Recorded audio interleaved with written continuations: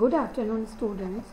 सेठ मुरलीधर मानसिंह का राजकीय कन्या महाविद्यालय भीलवाड़ा में आपका स्वागत है। मैं डॉक्टर सीमा गौर गृह प्रबंध के विषय में आज आपको प्रिंसिपल्स ऑफ डिज़ाइन का प्रैक्टिकल वर्क समझाऊंगी। गृह सज्जा में कला के सिद्धांतों का अनुप्रयोग। जैसा कि हमने पहले भी पढ़ा है, कला जीवन के उत्कर्ष, खुशी, आनंद और प्रसन्नता की अभिव्यक्ति है।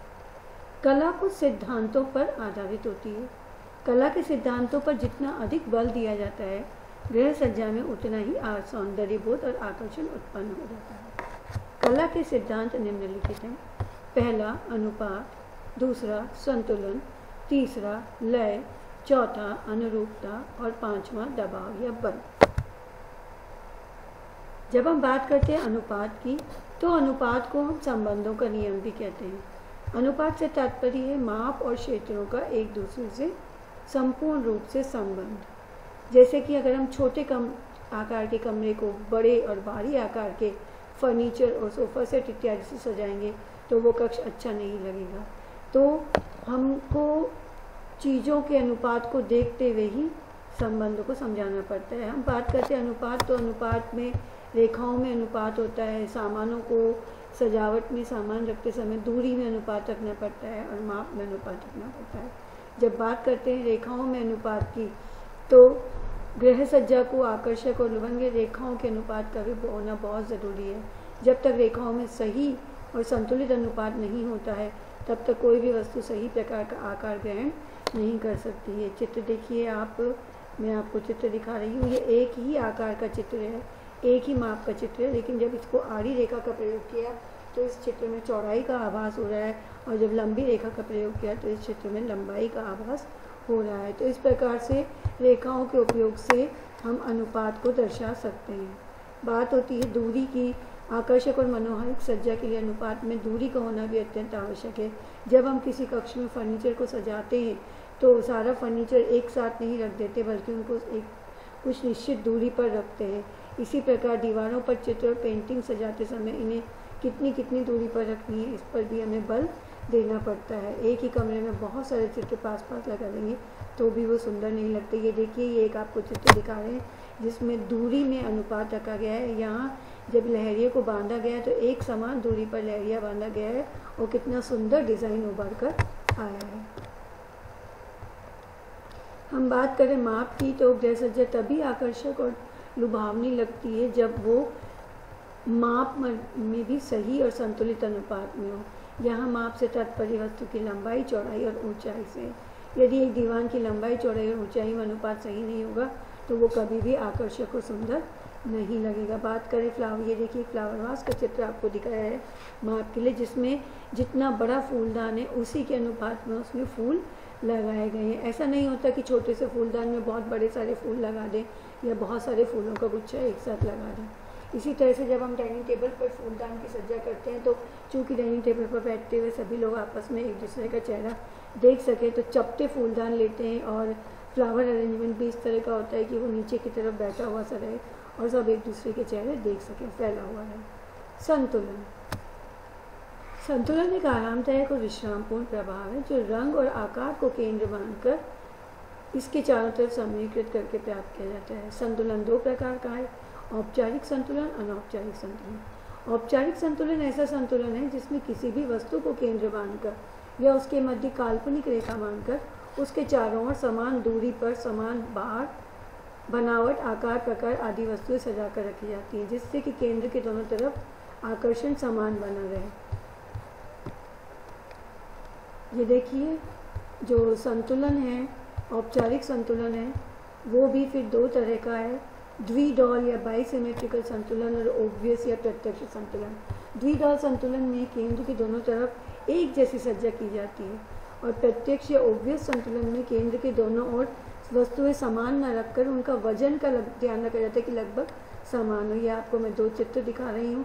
ये ऊपर वाला देखिए बाइलेट्रिकल या सिमेट्रिकल बैलेंस, जिसको हमने द्विडॉल संतुलन कहा है। अगर मैं यहाँ बीच में से एक रेखा खींच देती हूँ, बीच में से एक रेखा यहाँ इमेजिनरी लाइन खींच दे, तो आपको दिखाई देगा कि इस रेखा के दोनों तरफ जो सामग्री सजाई गई है वो बिल्कुल सेम है, मिरर इमेज है। जबकि दूसरे चित्र में जब हमने बीच में हम रेखा खींचते हैं और जो सामग्री हम सजा रहे हैं तो आप देखेंगे कि यहाँ पे इस चेस्ट के बीच में से जब मैं यहाँ रेखा खींचती हूँ इस तरह से लंबी सीधी, तो एक तरफ कुर्सी है तो एक तरफ बड़ा सा गमला है जिसमें पौधा लगा हुआ है। यहाँ चेस्ट के एक तरफ मोमबत्तियाँ रखी हुई हैं तो वहीं चेस्ट पे दूसरी तरफ वॉल पे पेंटिंग लगी हुई है और बिल्कुल सेंटर में कारपेट लगा हुआ है। इसी तरह का ये एक और चित्र है जो द्विडॉल संतुलन का बहुत ही अच्छा उदाहरण है, जिसमें आप बीच में से यहाँ रेखा खींचते हैं तो आपको मिरर इमेज बिल्कुल दिखाई देती है चित्र की। दूसरी तरह का जो संतुलन हमने बात करा ओब्वियस संतुलन, उसमें केंद्र के चारों तरफ जो चीज़ें होती हैं वो बहुत ही सेम नहीं होती हैं, बल्कि केंद्र के चारों तरफ जो सजावट की जाती है वो अपनी इच्छा से इस तरह से की जाती है कि वो समान भाव पैदा करे, एक संतुलन का भाव पैदा करे। देखिए केंद्र में बड़ा सा फूल है जिसके चारों तरफ छोटी छोटी पत्तियाँ और डंडियाँ सजाई गई हैं। औपचारिक संतुलन का ही उदाहरण है, लेकिन इसमें जो इमेजेस हैं वो मिरर इमेज नहीं है। हम आगे बढ़ते हैं अनौपचारिक संतुलन की तरफ। इस तरह के संतुलन को असममिति या अव्यवस्थित संतुलन भी कहते हैं, जिसमें केंद्र के पास भारी और बड़ी वस्तु रखकर उसके बाद छोटी और हल्की वस्तुएं इस तरह से सजाती है कि सुंदरता और अलौकिकता का भाव पैदा होता है। ये आप देखिए अनौपचारिक संतुलन की एक डिज़ाइन है जिसमें इस हिस्से को केंद्र अगर मानते हैं डिज़ाइन के, तो केंद्र से बाहर की तरफ जो छोटी छोटी डिज़ाइंस बनाई गई हैं वो बहुत ही सुंदरता के साथ डेकोरेट करी गई हैं।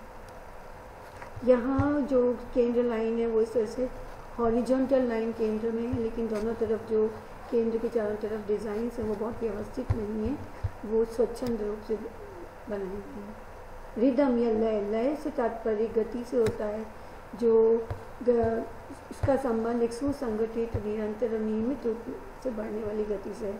गृह सज्जा में हमारी आंखें सजावट के प्रत्येक भाग में घूमती है और प्रयुक्त की गई वस्तु के रंग रूप आकार आदि के मेल से सही और संतुलित अनुपात में होते तब लय उत्पन्न होती है।